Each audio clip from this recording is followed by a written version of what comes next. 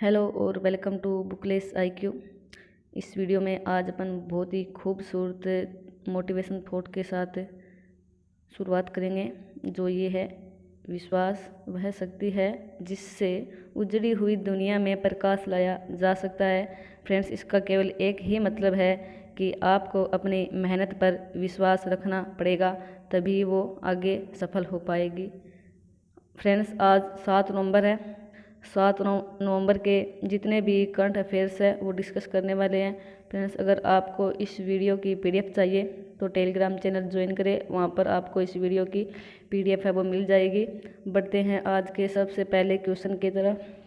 तो आज का सबसे पहला क्वेश्चन है: हॉकी इंडिया के नए अध्यक्ष कौन नियुक्त किए गए हैं? तो फ्रेंड्स, इसका सही आंसर हो गया ज्ञानेंद्रो निंगोबाम। ज्ञानेंद्रो निंगोबाम को ही हॉकी इंडिया का अध्यक्ष नियुक्त किया गया है। और ज्ञानेंद्रो निंगोबाम हैं, ये मोहम्मद मुश्ताक अहमद की जगह लेंगे। और हॉकी इंडिया है, इसकी स्थापना 20 मई 2009 को हुई थी और हॉकी इंडिया का हेडक्वार्टर नई दिल्ली में है और इसके नए अध्यक्ष अभी अभी बने हैं ज्ञानेंद्रो निंगोबाम।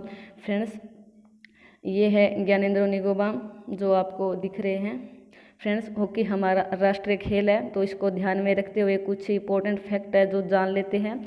हॉकी का जन्म किस महाद्वीप में हुआ था? तो वो है एशिया महाद्वीप। और आधुनिक हॉकी खेल का जन्मदाता किसे कहते हैं? तो ये है इंग्लैंड। इंग्लैंड को ही आधुनिक हॉकी खेल का जन्मदाता कहते हैं। और हॉकी है वो सर्वोच्च अंतर्राष्ट्रीय संस्था हॉकी महासंघ की स्थापना कब हुई थी? तो ये हुई थी 7 जनवरी 1924 को। और ये पहला हॉकी विश्व कप कहाँ पर खेला गया था? ये खेला गया था बार्सिलोना, जो कि स्पेन में 1971 को, और इसमें विजेता रहा था पाकिस्तान। और बात करें इसके मुख्यालय की, hockey Indian federation Indian hockey का मुख्यालय कहाँ पर है? तो ये है लुजोन, स्विट्जरलैंड में। और भारत में सबसे पहले हॉकी क्लब का गठन कब और कहाँ किया गया था? तो ये किया गया था कोलकाता में, वो भी 1985 से 1986 में ही हुआ था। और भारत में अब तक कितनी बार हॉकी विश्व कप जीत लिया है? तो केवल एक ही बार जीता था, 1975 में। फ्रेंड्स, ये एग्जाम में पूछा हुआ क्वेश्चन है, तो आप याद रखिएगा इसे। और बात करें हॉकी में महिला क्लब की स्थापना कब हुई थी? तो महिला क्लब की स्थापना 1974 को हुई थी। और हॉकी का जादूगर है वो मेजर ध्यानचंद को ही कहते हैं। फ्रेंड्स, ये क्वेश्चन एग्जाम की दृष्टि से इम्पोर्टेंट रहने वाला है, तो आप इसे याद रखिएगा। और 27 अगस्त को ही खेल दिवस मनाया जाता है, क्योंकि इस दिन मेजर ध्यानचंद का जन्म हुआ था, तो इस जन्म दिवस के दिन ही खेल दिवस मनाया जाता है। और बात करें हॉकी की, तो हॉकी को एशियाई खेलों में कब शामिल किया गया था? तो ये किया गया था 1958 में, टोक्यो जापान में। और भारत को एशियाई हॉकी खेलों में पहली बार स्वर्ण पदक कब मिला था? तो ये मिला था 1966 में, जो कि बैंकॉक में संपन्न हुई थी।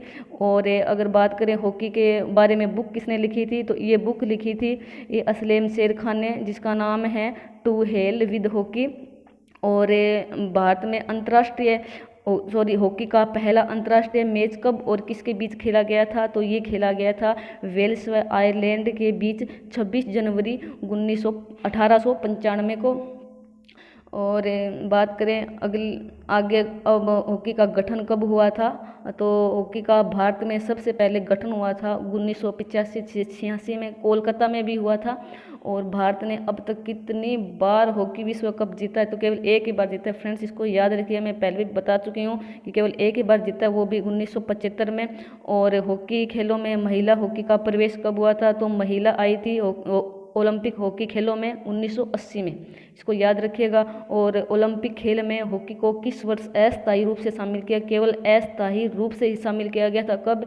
तो 1908 में, वो भी लंदन में। और हॉकी को ओलंपिक खेलों में स्थायी रूप से कब शामिल किया गया था? तो स्थायी रूप से इसको वापस शामिल किया गया है 1928 में। और हॉकी स्टिक का वजन कितना होता है? तो ये होता है 737 ग्राम, लगभग 26 औंस में। और हॉकी खेल में कितने एम्पायर होते हैं? तो फ्रेंड्स, इसको याद रखिएगा, ये 2 ही होते हैं। बढ़ते हैं नेक्स्ट क्वेश्चन की तरफ।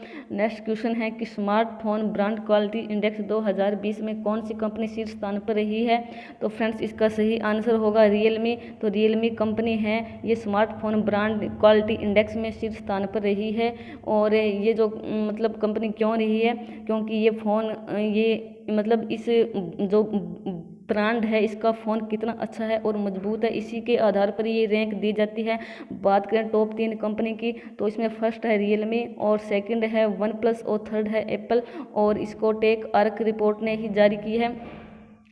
तो देख लेते हैं रियलमी। तो रियलमी को 69.7 जो कि इसकी क्वालिटी का स्कोर है वो है, और वन प्लस की बात करें तो 67.6 और एप्पल को मिला है 67.6 भी। बढ़ते हैं नेक्स्ट क्वेश्चन की तरफ। युद्ध और सशस्त्र संघर्ष में पर्यावरण के शोषण को रोकने के लिए अंतर्राष्ट्रीय दिवस कब मनाया गया है। तो फ्रेंड्स इसका सही आंसर होगा 6 नवंबर को। 6 नवंबर को ही युद्ध और सशस्त्र संघर्ष में पर्यावरण के शोषण को रोकने के लिए ये अंतर्राष्ट्रीय स्तर पर दिवस मनाया जाता है। और इसका केवल एक ही उद्देश्य है कि पर्यावरण शक्ति के संरक्षण के प्रति सदस्य राष्ट्र को जागरूक करना और यह सुनिश्चित करना है कि सशस्त्र टकराव की घटना के दौरान पर्यावरण को कोई भी हानि न पहुंचे, पर्यावरण नष्ट न हो। और यह दिवस मनाने की घोषणा संयुक्त राष्ट्र महासभा ने की थी। बढ़ते हैं नेक्स्ट क्वेश्चन की तरफ। ड्रजर्वा 5 संयुक्त सैन्य अभ्यास किन 2 देशों के बीच आयोजित किया गया है। तो इसका सही आंसर होगा रूस और पाकिस्तान। रूस और पाकिस्तान के बीच में ही ड्रजर्वा 5 संयुक्त सैन्य अभ्यास है वो आयोजित किया गया है। और इस अभ्यास का केवल एक ही उद्देश्य है कि दोनों देश के बीच आपसी सहयोग और सैन्य शक्ति को मजबूत करना है, ताकि युद्ध जैसी स्थिति है वो ना हो सके।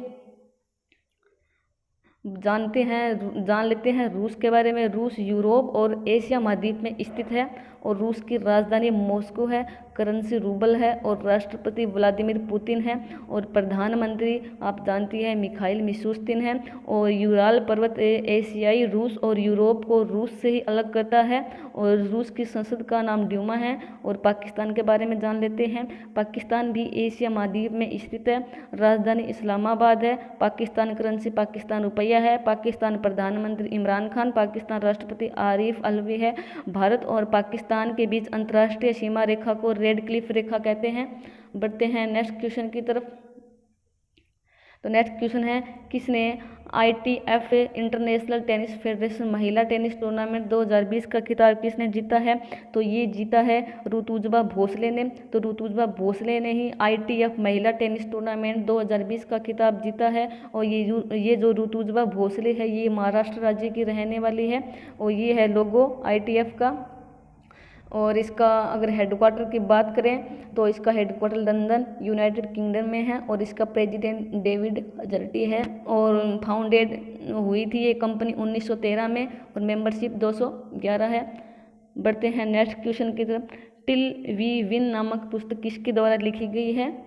तो फ्रेंड्स इसका सही आंसर होगा रणदीप गुलेरिया, चंद्रकांत लहारिया, गगनदीप कांग। उपयुक्त सभी इन तीनों ने ही ये बुक लिखी है। तो इसका सही आंसर होगा उपयुक्त सभी। टिल वी विन पुस्तक है वो रणदीप गुलेरिया, चंद्रकांत लहारिया, गगनदीप कांग तीनों ने लिखी है। ये है इसका लोगो। ये जो फर्स्ट पेज है ये है इसका टिल वी विन। बढ़ते हैं नेक्स्ट क्वेश्चन की तरफ। किसने general of the Nepal army के मानद पद से सम्मानित किया गया है। तो फ्रेंड्स इसका सही आंसर होगा मनोज मुकुंद नरवणे। मनोज मुकुंद नरवणे को ही नेपाल का जो आर्मी का जो मानद पद है general of the Nepal army से सम्मानित किया गया है। और नेपाल की जो राष्ट्रपति विद्यादेवी भंडारी है ये थल सेना अध्यक्ष मनोज मुकुंद नरवणे को general of the Nepal army के मानद उपाधि से सम्मानित किया गया है। बढ़ते हैं नेक्स्ट क्वेश्चन की तरफ। किसने 40वें सार्क वित्त गवर्नर बैठक की अध्यक्षता की है। तो फ्रेंड्स इसका सही आंसर होगा शक्तिकांत दास। तो शक्तिकांत दास ने ही 40वें सार्क वित्त गवर्नर बैठक की अध्यक्षता की है। और इस बैठक में कोरोना वायरस के बाद जो हमारे देश की जो आर्थिक मंदी है और आर्थिक स्थिति में सुधार के बारे में चर्चा की गई है। और भारतीय रिजर्व बैंक सार्क फाइनेंस का वर्तमान में अध्यक्ष है। और शक्तिकांत दास जो है वो वर्तमान में RBI के 25वें गवर्नर। फ्रेंड्स इसको याद रखिएगा।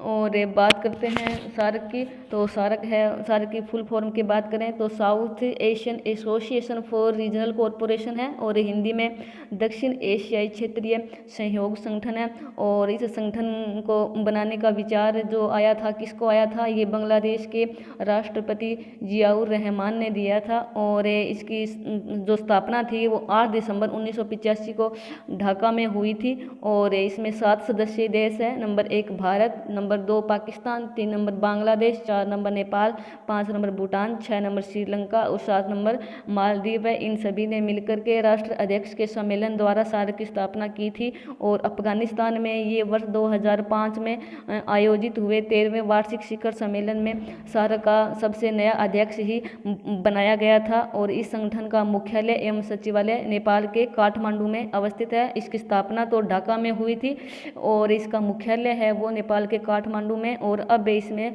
सदस्य देश 8 हो गए हैं। और अब सार्क में 8 सदस्य देश शामिल हैं। कौन कौन से? अफगानिस्तान, बांग्लादेश, भूटान, भारत, मालदीव, नेपाल, पाकिस्तान और श्रीलंका। फ्रेंड्स याद रखिएगा सार्क का सदस्य भारत भी है। ये एग्जाम की दृष्टि से इम्पोर्टेंट क्वेश्चन है। ये आपको दिख रहे हैं, श्रीलंका, बांग्लादेश, भूटान, नेपाल, इंडिया, पाकिस्तान, अफगानिस्तान, मालदीव। बढ़ते हैं नेक्स्ट क्वेश्चन की तरफ। Grand parents bag of stories पुस्तक किसके द्वारा लिखी गई है? तो ये लिखी गई है सुधा मूर्ति के द्वारा ही grand parents bag of story लिखी गई है। सुधा मूर्ति एक भारतीय है। ये है सुधा मूर्ति जो कि इन्होंने ये बुक लिखी है। बढ़ते हैं नेक्स्ट क्वेश्चन की तरफ। किसे प्रोफेसर A.N. भादुंडी मेमोरियल लेक्चर अवार्ड 2020 से सम्मानित किया गया है? तो फ्रेंड्स इसका सही आंसर होगा सुशांत कार को ही CSIR-CDRI इंस्टीट्यूट लखनऊ के ये वैज्ञानिक थे। और सुशांत कार को लिस्मेनिया डिनोवानी मतलब कि कालाजार रोग परिजीवी के रोग जनन क्षमता एवं उसके अस्तित्व की रणनीति को समझाने के लिए ही प्रोफेसर A.N. भादुंडी मेमोरियल लेक्चर अवार्ड से सम्मानित किया गया है। बढ़ते हैं नेक्स्ट क्वेश्चन की तरफ। किसे 2019 से 20 की श्रेष्ठ HI हॉकी इंडिया सदस्य पुरस्कार से सम्मानित किया गया है? तो फ्रेंड्स इसका सही आंसर होगा हॉकी मिजोरम को ही श्रेष्ठ HI मतलब कि हॉकी इंडिया सदस्य पुरस्कार से सम्मानित किया गया है। और हॉकी मिजोरम ने ही राज्य के विभिन्न जिले में खेल को बढ़ावा और खेल में बढ़ावा दिया और राज्य में हॉकी विकास के लिए कई सराहनीय काम भी किए। और जिसके लिए हॉकी मिजोरम को 2019 से 20 के श्रेष्ठ HI सदस्य पुरस्कार से सम्मानित किया गया है। ये आपको दिख रहे हैं हॉकी मिजोरम के अध्यक्ष, इसको सम्मानित किया गया है। ये है मिजोरम। तो मिजोरम जो है अपनी बाउंड्री 2 देश के साथ शेयर करता है। नंबर 1 बांग्लादेश और 2 नंबर है मिजोरम। और बात करें राज्य की तो राज्य के साथ ये त्रिपुरा के साथ शेयर करता है और मणिपुर के साथ भी और असम के साथ भी शेयर करता है। ये 3 राज्यों के साथ अपनी बाउंड्री शेयर करता है, बल्कि 2 देश के साथ अपनी बाउंड्री शेयर करता है। कौन कौन सा? बांग्लादेश और मिजोरम। बात करें मिजोरम के राज्य पशु की तो ये सुमित्रन शीरो है और राज्य पक्षी तितर है। और इसमें 2 नेशनल पार्क है, मुरलेन नेशनल पार्क और ब्लू माउंटेन नेशनल पार्क। बढ़ते हैं नेक्स्ट क्वेश्चन की तरफ। इफ्को बाजार ने किसानों की ज़रूरतों को पूरी करने के लिए किसके साथ समझौता किया है? तो फ्रेंड्स इसका सही आंसर होगा SBI योनो कृषि ऐप। तो SBI योनो कृषि ऐप ने ही इफ्को बाजार ने किसान की ज़रूरतों को पूरा करने के लिए ही समझौता किया है। ये जो इफ्को है, इफ्को की जो ई-कॉमर्स इकाई है वो इफ्को बाजार ने SBI योनो कृषि के साथ मिलकर के समझौता किया है। और इस समझौते का उद्देश्य केवल एक ही है कि लाखों किसान के विभिन्न प्रकार की जो कृषि उत्पादन की उपलब्धता उसको सुनिश्चित करना और डिजिटल बिक्री को बढ़ावा देना, ताकि किसान की आर्थिक स्थिति को मजबूत किया जा सके। और SBI योनो ऐप जो है ये किसानों की ज़रूरतों को पूरी करने के लिए एक समर्पित पोर्टल है। बात करें इफ्को की तो इफ्को है वो इंडियन फार्मर फर्टिलाइजर कॉरपोरेटिव है और इसका हेडक्वार्टर है वो नई दिल्ली में है। और इसकी स्थापना 3 नवंबर 1967 को हुई थी। बढ़ते हैं जानते हैं। और आज ये है अपना रिवाइज वीडियो, तो अपन इसमें रिवीजन कर लेते हैं क्वेश्चंस का। तो इफ़को बाज़ार ने किसानों की ज़रूरतों को पूरा करने के लिए किसके साथ समझौता किया है? तो ये है SBI योनो कृषि ऐप। 2 नंबर, युद्ध और सशस्त्र संघर्ष में पर्यावरण के शोषण को रोकने के लिए अंतर्राष्ट्रीय दिवस कब मनाया गया था? ये 6 नवंबर को मनाया गया था। और किसे 2019 से 20 की श्रेष्ठ HI हॉकी इंडिया सदस्य पुरस्कार से सम्मानित किया गया है? तो ये है हॉकी मिजोरम। और अगला क्वेश्चन है, किसे प्रोफेसर AN भारुंडी मेमोरियल लेक्चरर अवार्ड 2020 से सम्मानित किया गया है? तो ये है Sushant Kumar. Next question, smartphone brand quality index 2020 में कौन सी कंपनी शीर्ष पर रही है? तो ये रही है रियलमी। और नेक्स्ट क्वेश्चन है, प्रोडक्ट क्वालिटी इंडेक्स में कौन सी कंपनी शीर्ष स्थान पर रही है? तो ये रही है एप्पल। और अगला क्वेश्चन है, grand parents bag of stories पुस्तक किसके द्वारा लिखी गई है? तो ये लिखी गई है सुधा मूर्ति के द्वारा। नेक्स्ट क्वेश्चन है, किसने 40वें सार्क वित्त गवर्नर की बैठक की अध्यक्षता की है? तो ये है Shaktikanta Das. Next question, hockey India के नए अध्यक्ष कौन नियुक्त हुए हैं? तो ये है ज्ञानेंद्रो निगोबाम। नेक्स्ट क्वेश्चन, ड्रजर्मा 5 संयुक्त सैन्य अभ्यास किन 2 देशों के बीच संयुक्त आयोजित हुआ है? तो ये है रूस और पाकिस्तान। अगर फ्रेंड्स आपको मेरी वीडियो और वीडियो की क्वालिटी पसंद आ रही है तो एक शेयर और एक लाइक ज़रूर कीजिएगा। Thank you watching this video. Have a nice day.